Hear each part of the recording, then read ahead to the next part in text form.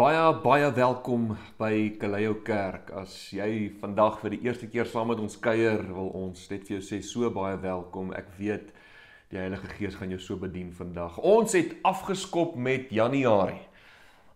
Meeste mense glo ek is nou terug van vakansie af en volgende week begin die skole en mense is terug in routine en die ete word gevolg en die gyms is vol en New Year, New Me, en daar's klomp drome, en daar's klomp amazing goed wat mense aanpak, en ek wil vir jou sê, ek is so trots op jou, well done, ek cheer jou aan, hou by die kalorieë, ek self is op 'n calorie tracker, ek trek ook my calories, en so bid vir my, ek moet 15 kilos verloor voor Maart, want dan ry ek 'n groot fietsrywedren in August, so ja, ek is op dit, ek glo ons sal dit kan regkry, maar die punt is, ons is afgeskop in 2026 en ek wil net sê, ek is trots op jou. Ek wil sê, well done, dat jy gesond leef, dat jy die regte keuses maak rondom jou gesondheid en dinge wil uitsorteer in jou lewe en wil seker maak dat dit wat jy aanpak goddelik en heilig is. En dit is vir my so belangrik, dat ons dit uit die regte plek uit doen, uit die regte perspektief doen. So, ons gaan vandag lekker daaroor gesels, hierso by Kaleio Kerk. Ek is so opgewonde vir hierdie jaar. Ons het 'n ongelooflike jaar, laas jaar gehad, met die plant van Kaleio Kerk. Ons het ongelooflike goed gesien, mense wat tot redding kom, mense wat genade begin reg verstaan, mense wat hulle identiteit in Christus begin reg verstaan, mense wat gesond word, huwelike wat herstel is. Dit is net 'n ongelooflike jaar vol wonderwerke. En ek sien so uit dat ons hierdie jaar dit weer kan doen. Ja, in my hart, met baie gemeentes, en is nie verkeerd nie, baie gemeentes het elke jaar 'n nuwe woord, 'n nuwe ding wat hulle aanpak, en ek wil vir jou sê, by Kaleio Kerk, die Here het klaar vir ons alles gegee wat ons nodig het om te doen, hy het vir ons 'n rigting gegee, hy het vir ons 'n visie gegee, kry mense gered, kry hulle gesond, kry hulle gestuur, en so hierdie jaar gaan ons rinse en repeat, ons gaan presies doen wat die Here ons geroep het om te doen, en so, toe ek vir jou bid, so aan die begin van die jaar, het die Heilige Gees my baie duidelik begelei om by die regte plek te begin. En ek wil hierdie boodskap begin deur te sê, ek sien nogal hierdie jaar, dat die Here ons baie sterk gebruik het laas jaar, om mense persoonlik te bedien, op die seer en gebroke plekke, waar hulle was. En dis wat die Heilige Gees doen, dis sy hart om mense wat sy harte gebreek is, Lukas 4 vers 18, ek het gekom om die wie sy harte gebreek is te kom genees, en so mense wat in baie moeilike omstandighede was, en self trauma gehad het, en selfbeeld issues, en verslawings, en seer, en pyn, en mense uit die dood afgestaan het, ons het baie mense gehelp laas jaar om daai seer te genees. Hierdie jaar beleef ek dat baie keer kom mense in seer en pyn omdat hulle nie goeie teologie het nie. Deur die jare of deur gemeentes waar mense betrokke by was, is daar 'n sekere boodskap, 'n sekere interpretasie van die evangelie aan hulle gekommunikeer, en daai teologie hou hulle ver van die Here af, hou hulle uit wie hulle werklik geroep is om te wees, hou hulle in uitbranding, hou hulle in godsdiens, en so hierdie jaar wil ek net hierdie boodskap begin deur te sê, ek wil hierdie jaar, wil ek ons goeie teologie leer, want weet jy hoeveel seer en pyn en worry en bekommernis en angs kan jy uit jou lewe verwyder net deur goeie teologie te hê. Net om te verstaan wat hierdie woord van en hierdie Bybel regtig sê. Jy sien, ek gesels vanoggend met 'n persoon en ek besef dat dat as ons hierdie woord verkeerd lees, dan bring dit ongelooflike seer condemnation, pyn in ons lewe. En so ek het nodig om hierdie jaar nie net te fokus om mense gesond te kry nie, maar om goeie gesonde teologie en hoe lees ek hierdie Bybel en hoe bestudeer ek hierdie Bybel reg? Want as ek dit reg kan doen, dan sal ek op 'n goeie gesonde plek kan funksioneer. En dis wat ek vandag by wil fokus. Die Here het my gelei om hierdie jaar te begin en af te skop deur te fokus op die boek van Handelinge.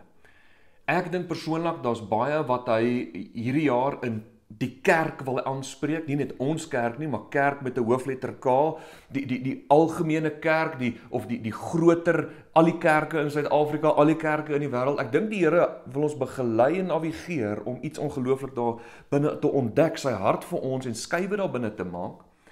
Maar daarom het ons nodig om Handelinge, die boek of die brief althans van Handelinge te bestudeer, want daar kom baie gesonde teologie uit hierdie brief uit. Nou, kan ek dit vir jou sê, sonder hierdie brief, Handelinge, as ons hom nie gehad het nie, dan sal ons glad nie geweet het wat in die res van die Nuwe Testament aangaan. Jy weet, ons sal nie geweet het, wie is hierdie Paulus? Waar kom hy nou vandaan? Hoekom sê hy nou ewe skielik klomp ander goed as wat die Ou Testament sê?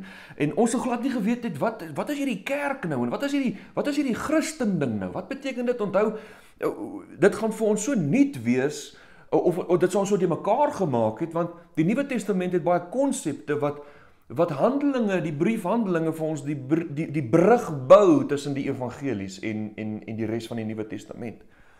En so ek wil hê jy moet hierdie verstaan, is dat die Nuwe Testament in ons Bybels begin by die 4 evangelies, maar dis eintlik nog Ou Testament, want Jesus funksioneer in Ou Testamentiese tye. Dis eers in die boek van Handelinge waar die Gees uitgestort is nadat Jesus opgestaan het uit die dood, daar begin die Nuwe Testament eers. Onthou nou, 'n testament kan nou eers in werking tree wanneer iemand dood gegaan het.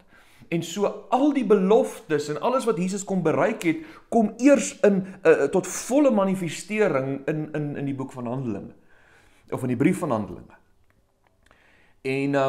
En so daarom wil ek jou begelei om saam met my dit 'n prioriteit te maak. Ons gaan die volgende tyd gaan ons so lekker fokus op die brief van Handelinge, want dit gaan ons begelei rondom die volheid en alles wat Jesus Christus vir ons oopgebreek het deur sy sterf aan die kruis en opstanding uit die dood. Kan ek net 'n oomblik dalk vat en net vir jou bid? Ek is so opgewonde. So kom sluit net jou oë daar waar jy is en bid ek vir jou. Here, dankie dat U deur U Heilige Gees presies weet waar elke persoon is wat nou na hierdie boodskap luister. Here, ek kom bid, kom maak ons ore oop dat ons kan hoor. Here, daar is soveel mense wat die goeie nuus hoor, maar of hulle kan daarna luister, maar hulle hoor dit nie. En ek bid so dat die volheid van die goeie nuus gehoor sal word vandag. Here, dankie vir U seun wat opgestaan het uit die dood, sodat ons vandag saam kan wees vir daai rede, op daai openbaring dat Jesus Christus die Seun van God is en dat ons in hom is en ons is seuns en dogters van God deur sy gehoorsaamheid. En ons bid dit in Jesus heilige naam en almal sê amen. Ek weet die Heilige Gees gaan jou vandag so mooi bedien. So kom ons begin vandag by die eerste hoofstuk van die brief van Handelinge. En toe ek hierdie lees, toe spring daar net 'n woordjie uit en ek besef hierdie is wat die Here wil hê ons op moet fokus. Maar kom ek net vertel gou vir jou dat waar kom die brief vandaan? Dit kom van die skrywer Lukas. Nou dieselfde persoon wat die evangelie van Lukas geskryf het, skryf nou hierdie brief en hy kom bou die brug vir ons, soos ek gesê het, tussen die evangelies en die Nuwe Testament en dit is so 'n waardesvolle stuk brief. En so hy begin sy brief met die volgende woorde. Hy sê Handelinge 1 vers 1 tot 3. Hy sê my eerste boek Theophilus, het hy geskrywe oor alles wat Jesus gedoen en geleer het. Van die begin af tot op die dag van sy hemelvaart, voordat hy in die hemel opgeneem is, het hy deur die Heilige Gees bevele gegee aan die manne wat hy as apostels uitgekies het. Na sy dood het hy aan hulle met baie onbetwisbare bewyse ook getoon dat hy lewe. In die loop van die 40 dae het hy verskeie geleenthede aan hulle verskyn en met hulle oor die dinge van die koninkryk van God gepraat. Nou kom ons stop net daar. Toe ek dit lees, en toe besef ek, ons moet hierdie vraag vra. Nadat Jesus uit die doodheid opgestaan het en 40 dae op die aarde gefunksioneer het en geleef het en aan mense bewys het dat ek lewe, kyk hierso, ek is lewendig, ek was gekruisig, ek het opgestaan uit die dood, vir 40 dae het hy, ek hou van daai woord, onbetwisbaar. Dit is, niemand kan tot vandag toe, geen ateïs, geen satanis, geen moslim, geen persoon op aarde kan in 'n twis kom of Jesus Christus uit die dood uit opgestaan het nie. Dit is nie 'n fabel nie, dit is die grootste realiteit, dis die grootste waarheid dat Jesus Christus uit die dood uit opgestaan het. Niemand kan dit betwis nie. Maar wat vir my interessant is dat Jesus in sy laaste 40 dae was dit vir hom so belangrik dat hy oor hierdie een konsep gesels met sy apostels. Onthou, hulle is nou nie meer disippels nie. Hulle is nou apostels. Ek en jy is nie disippels van Jesus Christus nie. Ons is seuns van God. En ek gaan dit nou mooi verduidelik. Maar hoor mooi. Hy kom, Jesus Christus, en hy wil vasmaak en seker maak dat voordat hy terug gaan hemel toe, dat hulle hierdie konsep, die koninkryk van God, vas het binne in hulle, dat hulle verstaan waaroor dit gaan. Het jy geweet, Jesus Christus het meer oor die koninkryk van God gesels as oor enige ander konsep wat hy ooit oor gepraat het. Hy het meer oor die koninkryk van God gesels as oor sonde, as oor hemel en hel, as oor geld, as oor vergifnis, as oor enige ander konsep het Jesus oor die koninkryk van God die meeste gesels. En wat wil ek daardeur sê? Ek wil sê, die oomblik wanneer Jesus praat oor die koninkryk van God, moet ek en jy luister. Want dit was vir hom die belangrikste ding om te kommunikeer aan sy apostels, dat hy terugkeer, voordat hy terugkeer, dat julle moet verstaan wat die koninkryk van God is. Weet jy wat wys dit ook vir my? Dit is vir my so snaaks dat baie gemeentes en kerke op sonde gefokus is. Julle moet, al in die begin van die jare, al van hierdie tyd van die jaar, mense, julle moet julle lewe reg kry. Julle moet heilig leef voor die Here. Julle moet reg leef voor die Here. Julle moet ophou sonde doen en julle moet gehoorsaam wees. Jy hoor dit al. Ekskuus, Lian, moenie lelik wees nie. Ekskuus, ek sê dit nou lelik. Sorry. Vergewe my, jy grys met my. Maar ek het 'n groot renons oor mense en predikers wat op sonde gefokus is eerder as op die koninkryk van God. Jy sien, wat jy op fokus gaan bepaal waarin jy funksioneer. As jy op sonde gefokus is en probeer minder sonde doen, beloof ek vir jou, het die wet vir ons kom wys, hoe meer ek probeer minder sonde doen, hoe erger gaan ek daarop fokus en hoe erger gaan ek daarmee struikel. Want my fokus is op sonde. Jesus sê nee, hou op fokus op sonde. Ek het die sonde oorwin. Ek het die sondige natuur uit julle uitgesny. Jy is nie meer 'n sondaar nie. Jy's 'n kind van God. Jy het 'n nuwe natuur. Ek het jou met 'n nuwe kleed aangetrek. Jy kan nie meer identifiseer as 'n sondaar nie. Hoor wat ek vir jou sê. As enige iemand aan jou kommunikeer, ons is sondaars, stap weg. Ons is nie meer sondaars nie. Ons is nou baie meer as dit. Ons is deur die genade van die Here het ons nou die geregtigheid van God geword, en ek gaan nou mooi oor dit vertel. Maar ons is nou seuns van God. Ons het in sy rus ingetree. Ons is nou burgers van 'n nuwe koninkryk. Waarby wil ek uitkom? As ek fokus op sonde, gaan ek sukkel met sonde. As ek fokus op die koninkryk van God en sy geregtigheid, gaan ek in oorwinning in elke area van my lewe funksioneer. Paulus kom en hy kom sê hierdie so mooi in Kolossense 3 vers 1 tot 3. Hy sê, aangesien julle saam met Christus tot nuwe lewe opgewek is, streef na die dinge wat daarbo by Christus is, waar hy aan die regterraad van God sit. Laat julle gedagtes beheer word deur die hemelse dinge, nie deur die dinge op aarde nie. Julle het mos saam met Christus gesterf en julle lewe is saam met hom veilig in God weggesteek. Hierdie is vir my een van die mooiste skrifverse, dat ek en jy kan weet, dat ons het saam met Christus opgestaan, ons lewe is in hom weggesteek, en nou moet ons rig ons gedagtes nie meer op al die sonde wat ons doen nie, ons rig ons gedagtes op die koninkryk van God en sy geregtigheid. Want as ons op daarop fokus, hierdie jaar, gaan ons in koninkryk realm funksioneer, nie met die lae dinge van die aarde nie. Nou voor ek by die geregtigheid gedeelte uitkom, wat vir my baie belangrik is wat jy verstaan, wil ek eers vir jou sê dat dit vir Jesus ook belangrik was.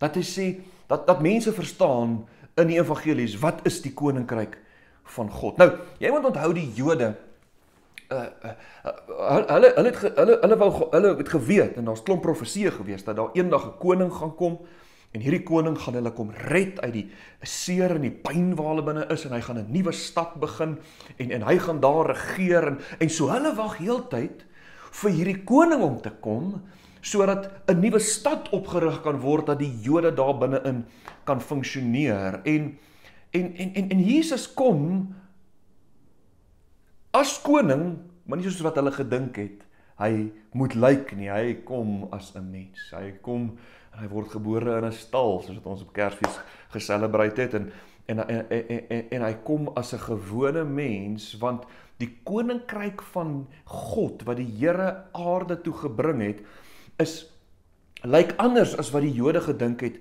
dit moet wees. En Jesus sê hierdie mooi woorde, Lukas 10 vers 9 tot 8, dan sê hy, en ek wil net hierdie ook by sê, ek wil spesifiek vir jou wys, dat ek in die Afrikaans 53 begin, hierdie tyd, veral oor geregtigheid lees, dan kan ek vir jou sê, is ongelukkig so, dat die Afrikaanse vertalings van die woord geregtigheid, baie sleg vertaal is, veral in die 83 vertaling en in die Nuwe Lewende vertaling. Hulle vertaal daai woord geregtigheid as om voor die Here reg te lewe, of wat ook al, hulle noem nie die konsep geregtigheid nie.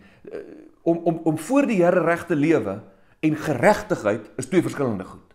En ek gaan nou daarby uitkom. Maar hoor wat sê Jesus, hy sê Lukas 10 vers 9 tot 8, hy sê, 8 tot 9, nie 9 tot 8 nie, hy sê, in watter stad julle ook al mag ingaan, en hulle julle ontvang, eet wat aan julle voorgesit word, en maak die siekes gesond, dankie Here, dat julle jou mense gesond kry, wat daarin is, en sê vir hulle, die koninkryk van God het naby julle gekom. Lukas 17 vers 20 tot 21, en toe hy deur die Fariseërs gevra is, wanneer gaan hierdie koninkryk van God dan kom? En hy het hulle geantwoord en gesê, die koninkryk van God kom nie met sigbare tekens nie. En julle sal nie sê, kyk hier of kyk daar, want die koninkryk van God is binne julle.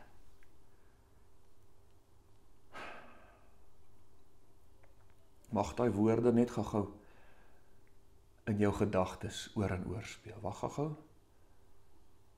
So Leon, wat jy vir my sê is die koninkryk van God is nie noodwendig 'n plek waartoe ons gaan eendag as ons dood is nie. Ja, daar gaan 'n nuwe hemel en 'n nuwe aarde wees en daar gaan 'n koninkryk wees, maar dis nie wat Jesus kom kommunikeer nie. Jesus sê ek het gekom sodat die koninkryk van God alreeds in hierdie tyd in jou kan wees. Nou, kan ek vir jou sê, ek dink my breintjie is nog te klein om die volheid van dit te verstaan.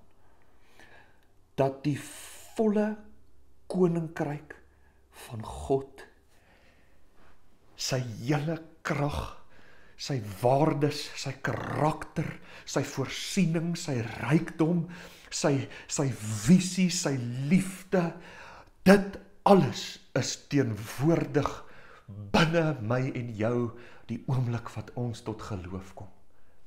Ja.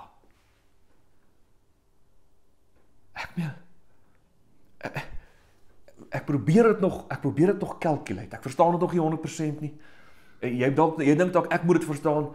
Die Heilige Gees openbaar dit nog baie aan my van wat hierdie ten volle beteken en hy gaan ons gemeente mooi hierdie jaar begelei. Ek dink nie ons gaan heeltemal ooit mooi verstaan wat dit beteken nie, maar wat ek wel weet is dat hy sê, dis nie 'n plek eendag nie.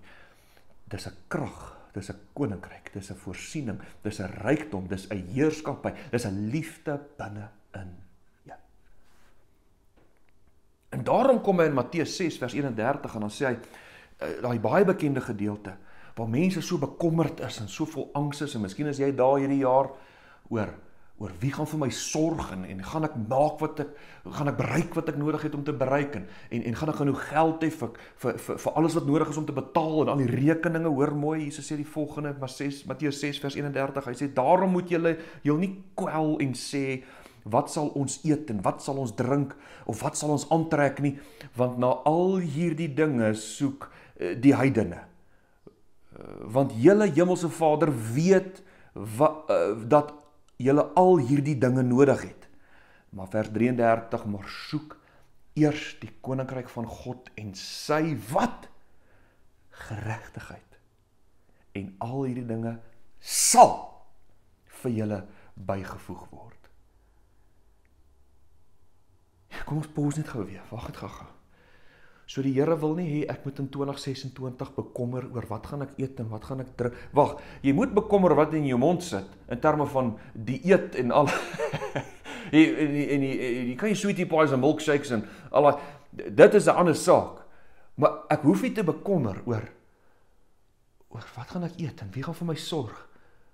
Want hy sê, luister ouens, dit is graad 1 vlak hoor, mense wat in graad 1 is, mense wat, hulle bekommer oor sulke goed, maar jy wat in Christus is, jy bekommer nie oor dit nie, want jy soek ook nie eers meer nie, onthou, hierdie is nou pre sy opstanding, ons soek nie meer die geregtigheid van God nie, ons is die geregtigheid van God, en ons het alreeds sy koning heerskappy binne in ons. Wat sê Paulus, Romeine 14:17, sê hy, want die koninkryk van God is nie spys of drank nie. Wat bedoel hy daar? Hy sê, dit gaan nie oor wat jy mag eet en nie mag eet nie. Onthou, dis godsdiens. Hy kan net sowel vertaal, want die koninkryk van God is nie godsdiens nie. Reëls wat jy moet volg en goedjies wat jy moet byhou om net die Here tevrede te stel nie. Nee, hy sê die koninkryk van God is wat? Geregtigheid, vrede en blydskap in die Heilige Gees. Ek hoop die Gees beweeg nou daar binne in jou, waar jy sit. Waar jy besef, wag, so Christenskap gaan nie oor om reëls te volg nie.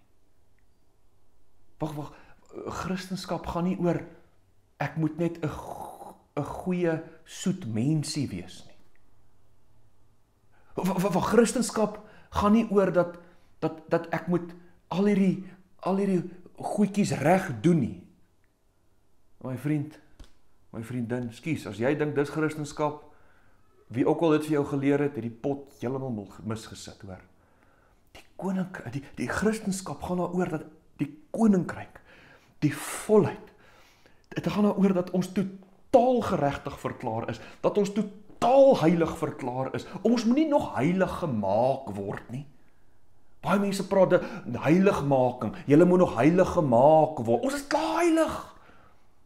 Julle moet nog perfek gemaak word. Hebreërs 10, ons is klaar, perfek en heilig in Christus. Hoor mooi. Daar's 'n verskil tussen ongelowiges en gelowiges. Ongelowiges is geklassifiseer as sondaars, omdat hulle nog geestelik dood is en hulle sondige natuur oorheers hulle en hulle beoefen sonde. Dis ongelowiges. Ek en jy wat tot geloof gekom het, ons gees het nou lewendig geword, ons het nou die koninkryk van God in ons, die koning heerskappy, die Vader wat alles tot wording gebring het, wat alles heers, leef nou in ons, en ons is nou nie meer sondaars nie, ons beoefen nie sonde nie, ons beoefen geregtigheid. Nou geregtigheid is 'n beoefening, kan ons foute maak ons foute nou en dan, val ons nou en dan in geregtigheid en geregtigheidsgedrag, ja, ons doen nou en dan, maar ons staan op, ons status het nie verander nie, ons skud onsself af en ons sê, ek is nog steeds, maak die saak wat in ek geval het nie, is ek nog steeds die geregtigheid van God, die koninkryk van God het binne in my lewendig geword. Ek wil jou bedien.